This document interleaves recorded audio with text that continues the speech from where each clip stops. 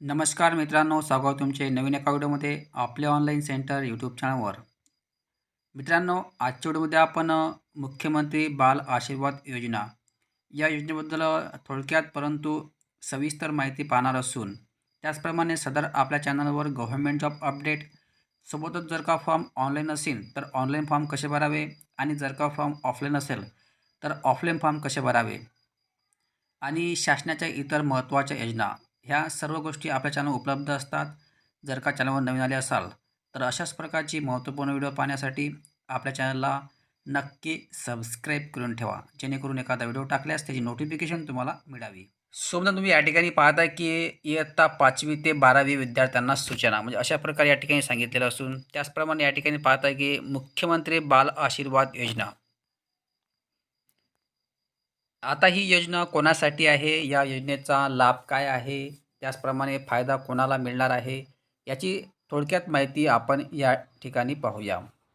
त्यासाठी व्हिडिओ तुम्हाला शेवटपर्यंत पाहायचा आहे, जेणेकरून एखादा मुद्दा तुमच्या नजरेखालून सुटायला नको. आणि ज्याही या व्हिडिओची विद्यार्थ्यांना गरज असेल किंवा कोण्या पालकांना वगैरे त्याचप्रमाणे कोणा कॅन्डिडेटला गरज असेल, त्यांना नक्की हा व्हिडिओ तुम्हाला शेअर करायचा आहे, जेणेकरून त्यांचंसुद्धा या ठिकाणी भलं होणार आहे.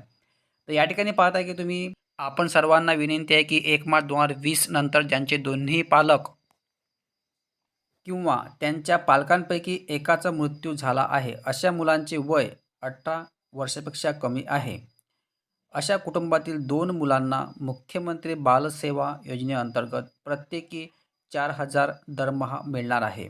म्हणजे मित्रांनो, या ठिकाणी थोडक्यात सांगायचं म्हटलं म्हणजे 1 मार्च 2020 नंतर ज्यांचे पालक म्हणजे आई किंवा वडील असे दोन्ही एकाचा किंवा मृत्यू झाला असेल आणि त्यांचं वय जर 18 वर्षापेक्षा कमी असेल आणि तो अ, शाळा शिकत असेल, तर त्यांच्यासाठीच ही महत्त्वाची योजना आहे, मुख्यमंत्री बाल आशीर्वाद योजना.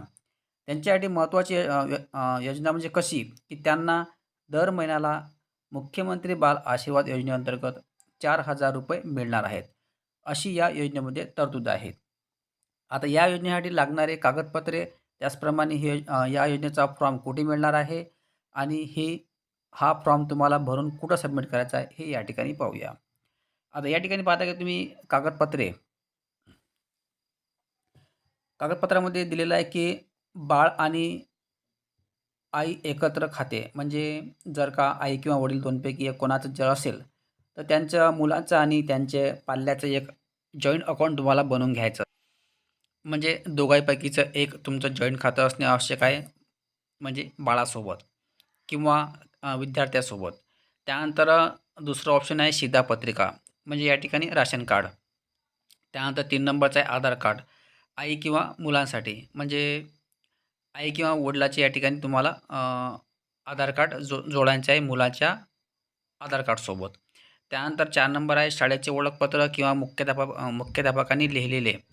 म्हणजे शाळेचे ओळखपत्र असे की मुख्याध्यापकांनी लिहिलेले म्हणजे हा एक तर शाळेतनी शिकत आहे, म्हणजे बोनाफाईड तुम्हाला सोबत घ्यायचा आहे. आणि शाळेचे मुख्याध्यापकांनी लिहिलेले पत्र म्हणजे यांचे वडील किंवा आई नाहीत, अशा प्रकारे या ठिकाणी तुम्हाला एक पत्र तुम्हाला ते शाळेतून तुम्हाला मिळणार आहे आणि ते मुख्याध्यापक तुम्हाला सांगतील. त्यानंतर आहे 5 नंबर वडिलांचे मृत्यू प्रमाणपत्र, म्हणजे वडील किंवा या ठिकाणी आई वगैरे असेल तर त्यांचे मृत्यू प्रमाणपत्र तुम्हाला सोबत फॉर्मसोबत जोडायचं आहे. आणि त्यानंतर आहे उत्पन्नाचा दाखला. उत्पन्न दाखला तुम्हाला 72-75 हजाराच्या आतमध्ये असेल तर फारच चांगलं. अशा प्रकारे या ठिकाणी हे तुम्हाला डॉक्युमेंट्स आणि एखादा फॉर्म तुम्हाला तहसील कार्यालयामध्ये मिळून जाणार आहे. तुमच्या संबंधित जिल्ह्याच्या ज्या तालुक्यात ठिकाण आहे त्या ठिकाणी तुम्हाला तहसीलमध्ये फॉर्म मिळून जाईल. त्यानंतर तुम्हाला फॉर्म भरून या ठिकाणी महत्त्वाचं म्हणजे फॉर्म भरून जिल्हा बाल संरक्षण युनिटी किंवा जिल्हा परिविधी अधिकारी यांच्याकडे जमा करावा लागेल. म्हणजे सदर ही पूर्ण माहिती गोळा करून त्याचप्रमाणे हे डॉक्युमेंट गोळा करून आणि एक नमुन्यामध्ये फॉर्म भरून हा फॉर्म तुम्हाला बाल संरक्षण युनिटी किंवा जिल्हा परिविधी अधिकारी यांच्याकडे जमा करावा लागेल. त्यानंतर या ठिकाणी अजून टीप आहे की जिल्हाधिकारी कार्यालयासाठी तहसील आणि जिल्ह्यामधील तालुक्याच्या ठिकाणी फॉर्म उपलब्ध आहे. मी सांगितल्याप्रमाणे तुम्हाला या ठिकाणी ज्याही तुमचा तहसील असेल किंवा तालुक्याचे ठिकाण असेल, सरळ तहसीलमध्ये तुम्हाला या ठिकाणी पूर्ण माहिती मिळणार आहे आणि सोबतच त्याच ठिकाणी तुम्हाला फॉर्मसुद्धा मिळणार आहे.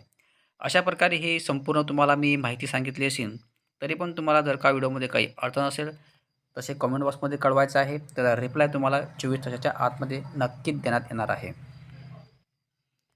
आणि हो, मी सांगितल्याप्रमाणे जर का चॅनलवर नवीन आले असाल, तर चॅनल नक्की सबस्क्राईब करा. कारण की आपल्या चॅनलवर अशाच प्रकारची महत्त्वपूर्ण व्हिडिओ येत राहतात. जेणेकरून एखादा व्हिडिओ टाकला त्याची नोटिफिकेशन तुम्हाला मिळावी यासाठी चॅनलला नक्की सबस्क्राईब करून ठेवा. धन्यवाद. जय हिंद, जय महाराष्ट्र.